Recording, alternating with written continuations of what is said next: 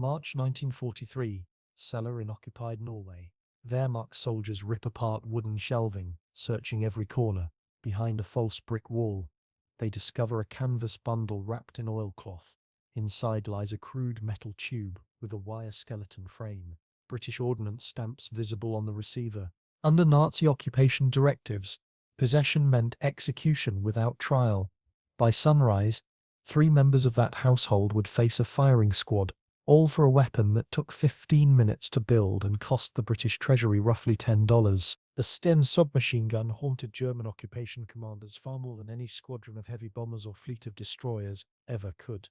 Not because of its killing power against individual soldiers, because of what its existence proved. London was arming civilians. Weapons were raining down from night skies across the continent. That quiet schoolteacher, that limping shopkeeper, that grandmother knitting by the window, any of them might have British steel hidden beneath their floorboards. This reality fundamentally shattered the psychology of occupation. Nazi authorities responded with increasingly savage collective punishment policies. Entire families shot for a single cartridge found in their home. Villages razed when weapons caches surfaced nearby. The ferocity of these reprisals revealed something crucial. German command feared this homely, inexpensive contraption more than almost anything else in the Allied arsenal. The mathematics told the story. Manufacturing one Tiger tank consumed enough resources, labor, and precision engineering to produce roughly 40,000 of these stamped metal submachine guns. Yet inside narrow alleyways of resistance-held territory, that mighty Tiger became worthless. What actually determined survival was the weapon concealed beneath someone's coat, waiting for the perfect moment to strike and disappear. The catastrophe that demanded invention. The story begins with disaster. Between late May and early June 1940, British forces fled continental Europe through Dunkirk's beaches. They rescued over 300,000 soldiers from annihilation. They left behind virtually everything else. Thousands upon thousands of machine guns abandoned on French sand. Artillery pieces numbering in the thousands. Vehicles stretching into 5 figures. Britain suddenly faced potential German invasion, while stripped nearly bare of automatic weapons. The situation grew darker still. British manufacturing plants were already stretched beyond capacity, producing rifles, aircraft, and artillery shells. Retooling factories for submachine gun production would require months. Nobody believed Britain possessed. Intelligence reports suggested German invasion barges were gathering across the Channel. Operation Sea Lion could launch within weeks. American Thompson submachine guns presented one theoretical solution. Beautifully machined, legendarily reliable, and completely beyond Britain's financial reach. Each Thompson demanded $200 in hard currency. American factories were drowning in their own rearmament orders. Britain needed weapons numbered in millions. At Thompson pricing, they could barely afford thousands. Even the simplified wartime Thompson variant cost $70 per unit, still roughly 7 times what British planners calculated they could spend for genuine mass production. The gap between desperate necessity and available options seemed impossible to bridge. 36 Days of Genius. Major Reginald Shepherd and draftsman Harold Turpin received their assignment at the Royal Small Arms Factory during December 9. Their instructions contained brutal simplicity: design a submachine gun that any workshop could manufacture, using materials any country could obtain, at costs any wartime budget could absorb. Elegance was forbidden. German invasion preparations continued across the water. Every day spent perfecting aesthetics was a day closer to potential catastrophe. Turpin assembled the initial working prototype by hand at the Philco Radio Works facility. He finished on January 8, 1941, barely 5 weeks after serious design efforts commenced. The weapon's designation merged creator initials with national identity. S from Shepherd, T from Turpin, EN representing Enfield, though some accounts suggest England itself. Regardless of naming origins, what emerged from that radio factory would reshape resistance warfare permanently. The object Turpin created resembled industrial refuse more than military hardware.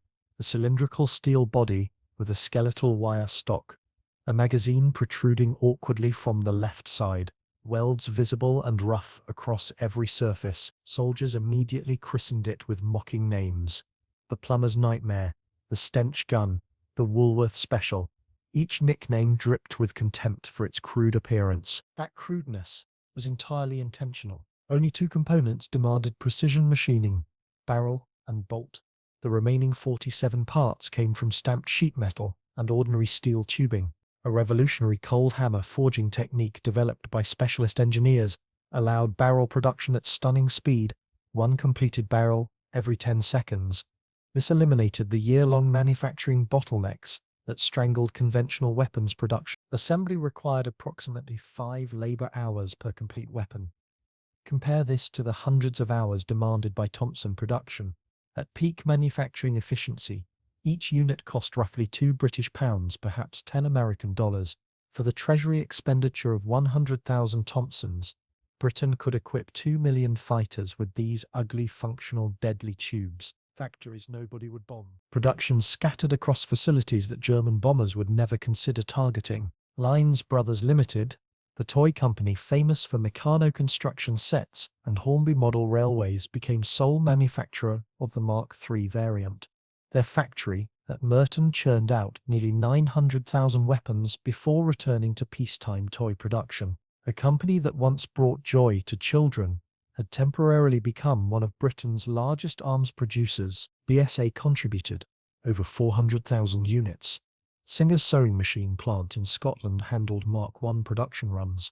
According to contemporary documentation, subcontractors operated from locations almost absurdly humble: stables, barn lofts, converted henhouses. Anywhere possessing basic metal working capability could manufacture components. This dispersal represented strategic genius. The Luftwaffe couldn't destroy production capacity it couldn't identify. No single bombing raid could cripple output. The weapon's simplicity transformed Britain's entire light industrial base into potential armament factories. Specifications that mattered. Technical details served resistance requirements with remarkable precision. The weapon fired standard 9x19mm parabellum ammunition at roughly 365 meters per second. Effective engagement range stretched between 60 and 100 meters, plenty for ambush operations and urban combat. Magazine capacity reached 32 rounds, though experienced operators loaded only 28 to 30 rounds, reducing spring strain and preventing feed failures. Empty weight barely exceeded 3 kilograms. Light enough for all-day carry through forests and mountains, compact enough to conceal beneath ordinary clothing or behind false walls. One specification mattered above all others for underground operations: magazines were deliberately engineered to interchange with captured German MP40 magazines. This decision was calculated brilliance. Resistance fighters could utilize enemy ammunition seized from ambushed patrols or stolen from supply depots.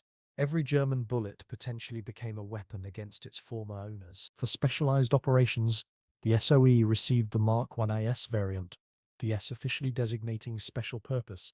This version incorporated a ported barrel and suppressor system containing multiple internal baffles.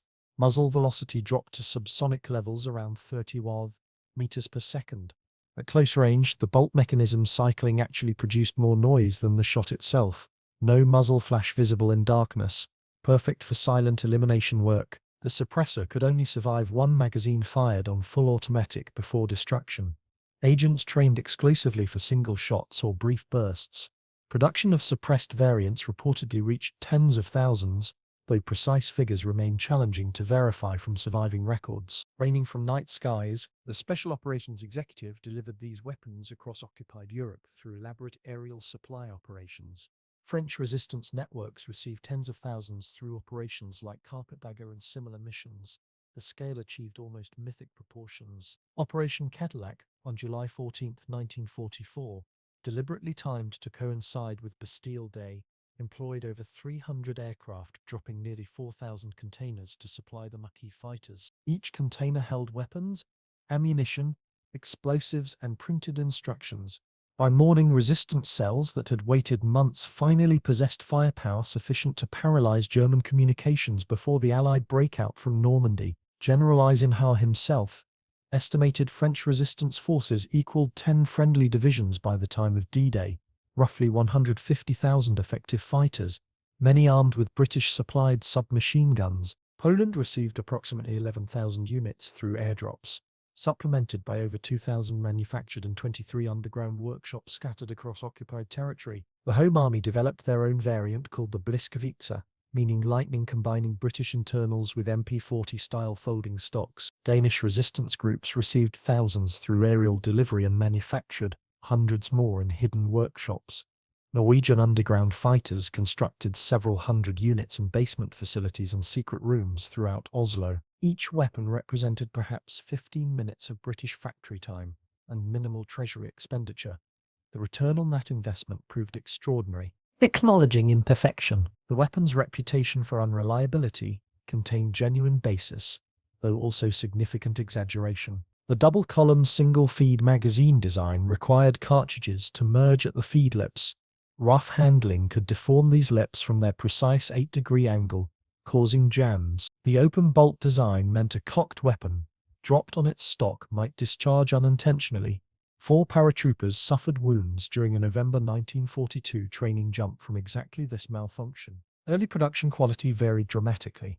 Weapons manufactured through early 1942 sometimes contained springs sourced from bed manufacturers and bolts cast from soft bronze that wore prematurely. However, units produced after mid-1942, once production lines stabilized and quality control improved, performed reliably under combat conditions. Military historian John Walter concluded that exaggerated unreliability reports typically related to manufacturing quality rather than fundamental design flaws. Members of Britain's auxiliary units reportedly rated properly made examples more reliable than the Thompson. Experienced operators learned the quirks. Load 28 rounds maximum. Never grip the magazine during firing. Always test fire before combat operations. The plumber's nightmare served effectively until the ultimate detonation. Germany's final acknowledgement of British engineering genius arrived in 1944, when they began directly copying the design. The Great Potsdam Project produced thousands of copies manufactured by Mauser. The MP308 was engineered to require merely 1 man-hour of production time. Manufacturing continued until the war's end. The nation that built the precision-engineered MP40, that prided itself on craftsmanship excellence, ultimately resorted to copying British emergency manufacturing principles. When your enemy's commandos reverse engineer your weapon for their own use, the design philosophy stands completely vindicated. Legacy written in steel. Total production reached approximately 4 million units, second only to the Soviet PIAT 41 among wartime submachine guns. These weapons equipped British commandos at Dieppe in August 1942. They filled paratroopers' hands at Arnhem. They armed resistance fighters from the Pyrenees to Polish forests, from Norwegian fjords to Copenhagen streets. Post-war service continued through Korea, Malaya, Suez, Cyprus, and Kenya. American Special Forces employed suppressed versions for quiet operations in Vietnam. Israeli forces used examples manufactured clandestinely in Tel Aviv before the weapon appeared in conflicts across Africa, Asia, and the Middle East for decades after World War II concluded. The Sterling submachine gun replaced it in British service beginning 1953.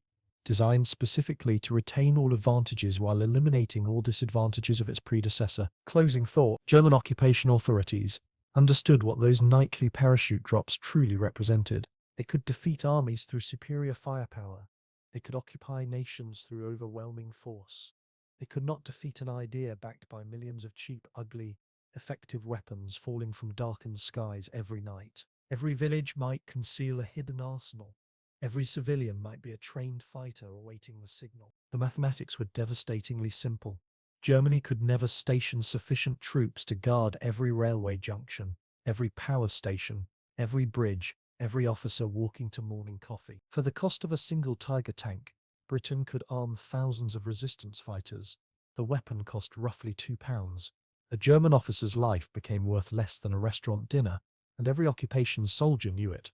That crude metal tube didn't just kill enemy soldiers, it made resistance economically viable across an entire continent. Sometimes the ugliest solutions prove the most beautiful in their effectiveness. The training behind the trigger, dropping weapons from aircraft, meant nothing without knowledge of how to use them effectively. So he established elaborate training programs at remote estates throughout Scotland and England. Agents destined for occupied territory learned not merely how to fire these weapons, but how to maintain them under primitive conditions.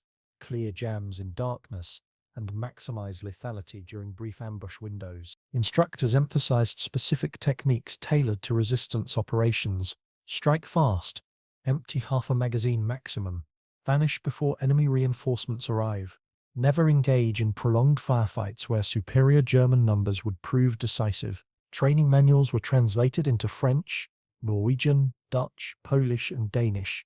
These documents were printed on rice paper, edible in emergencies, and dropped alongside weapons. Resistance cell leaders studied diagrams by candlelight, then passed knowledge verbally to fighters who would never see the original instructions. The human infrastructure supporting these weapons proved equally important as the steel itself.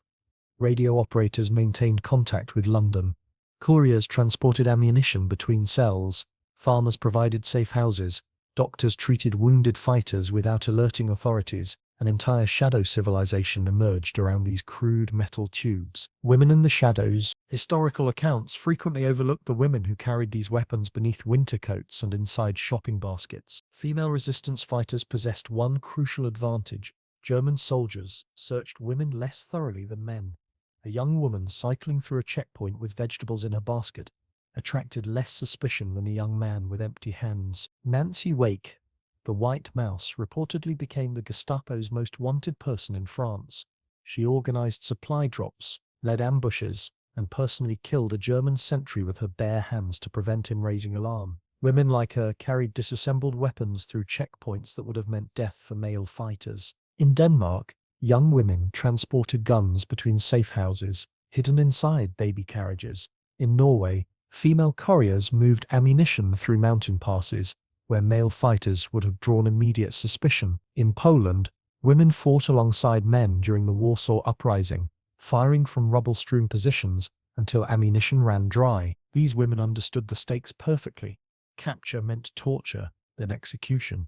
Many carried cyanide capsules alongside their weapons. They fought anyway. The economics of insurgency. Military strategists would later study this weapon as a case study in asymmetric warfare economics. Consider the calculation facing German occupation planners. Protecting a single railway bridge required perhaps 20 soldiers on rotating shifts. Protecting every bridge, junction, and switching station across occupied France required divisions that were desperately needed elsewhere. Meanwhile, destroying that bridge required perhaps 3 fighters with explosives and 2 more providing covering fire with cheap British submachine guns. The math favored resistance overwhelmingly. German forces attempted various countermeasures. Collective punishment policies intended to turn civilian populations against resistance fighters. Infiltration efforts to identify cell members. Rewards for information leading to weapons cache discoveries. None succeeded comprehensively. The weapon's simplicity meant manufacturing could continue in locations occupation forces never discovered. Its concealability meant caches remained hidden despite intensive searches. Its interchangeability with German ammunition meant supply lines were essentially infinite. By 1944, German commanders in France were requesting additional divisions solely to combat resistance activity. Troops that might have reinforced Normandy beaches instead chased shadows through forests and farmland. Every soldier hunting resistance fighters was a soldier unavailable to stop Allied tanks. Echoes through decades. The principles proven by this weapon influenced insurgencies for generations afterward. Vietnamese guerrillas studied European resistance tactics extensively. The concept of cheap, easily manufactured weapons distributed among civilian populations shaped their entire strategic approach. American forces in Vietnam faced the same fundamental problem German occupiers confronted in France. You cannot guard everything simultaneously. African independence movements absorbed similar lessons. Colonial powers discovered that conventional military superiority meant little when every village might contain armed fighters who appeared as ordinary farmers by daylight. Even modern military doctrine acknowledges the strategic shift this humble weapon represented. Contemporary counterinsurgency manuals discuss the near impossibility of defeating determined resistance movements among sympathetic populations. The mathematical imbalance, first demonstrated across occupied Europe, remains fundamentally unchanged. What Rust remembers. Today, examples rest in museums, from London to Warsaw to Oslo. Most visitors glance briefly at the crude metal tubes before moving toward more impressive exhibits. Tanks, aircraft, artillery pieces that dominated 20th century battlefields. They miss the point entirely. Those rusting weapons represent something tanks never could. They represent the moment when industrial democracy found an answer to totalitarian occupation. When British engineers proved that adequate performance plus revolutionary accessibility could defeat elegant craftsmanship backed by tyranny. Each corroded example tells an identical story. Somewhere in occupied Europe, a farmer or shopkeeper or teacher held this weapon in trembling hands. They knew discovery meant death for themselves and possibly their families. They accepted that risk because the alternative, submission to indefinite occupation, seemed worse than any personal danger. The weapon gave them agency. It transformed them from passive victims into active participants in their own liberation. It converted the mathematics of occupation from manageable to impossible. Final reflection. History remembers the grand machinery of warfare, the heavy bombers darkening skies over Germany, the battleships dueling across Pacific waters, the tank formations crushing through enemy lines. But sometimes victory hinges on simpler things. A metal tube that cost $10, a design completed in 36 days, a manufacturing process so simple that toy companies and sewing machine factories could master it within weeks. German generals commanding mighty Panzer divisions and Luftwaffe squadrons ultimately found themselves defeated partly by weapons that looked like plumbing accidents. The greatest military machine Europe had ever seen could not solve the problem of millions of cheap guns hidden in millions of ordinary homes. That irony contains a profound lesson about the nature of power itself. Sometimes the mightiest forces prove helpless against the simplest solutions deployed with sufficient determination. The occupation officers understood this truth. That's why they couldn't sleep at night. If this journey through forgotten military history resonated with you, that subscribe button helps bring more untold stories to light. Your support makes continued exploration possible.